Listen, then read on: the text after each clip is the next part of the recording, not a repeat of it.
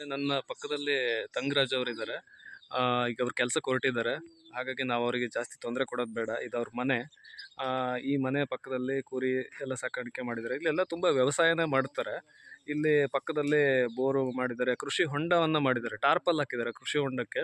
ಹಾಗೆಯೇ ಇಲ್ಲಿ ನೋಡಿ, ನನ್ನ ಹಿಂದೆ ನೋಡಿ ಬಾಳೆ ಕಾಣ್ತಾ ಇದೆ. ಇಲ್ಲಿ ಎಲ್ಲ ಥರದ ಬೆಳೆನೂ ಬೆಳೀತಾರೆ. ಅರಿಶಿಣನೂ ಕೂಡ ದೊಡ್ಡ ಪ್ರಮಾಣದಲ್ಲಿ ಬೆಳೀತಾರೆ. ಅರಿಶಿಣವನ್ನು ಇಲ್ಲಿ ಬಂದೇ ಇಲ್ಲಿ ಖರೀದಿ ಮಾಡ್ತಾರೆ.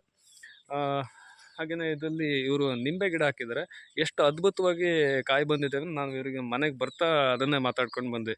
ತುಂಬ ಚೆನ್ನಾಗಿ ವ್ಯವಸಾಯವನ್ನು ಮಾಡಿಕೊಂಡು ಕೃಷಿಯನ್ನೇ ನೆಚ್ಕೊಂಡು ಅದ್ರ ಜೊತೆಗೆ ಗಾರೆ ಕೆಲಸವನ್ನು ಮಾಡ್ತಾ ಬಿಡುವಿಲ್ಲದಂತೆ, ಅವಾಗೇನೋ ಕೆಟ್ಟ ಘಟನೆ ಏನೋ ಆಗೋಯ್ತು, ಅದನ್ನು ಮರೆತು ಈಗ ಸಾಧಾರಣವಾಗಿ ನಮ್ಮ ಥರನೇ ಜೀವನವನ್ನು ಮಾಡ್ತಾ ಇದ್ದಾರೆ.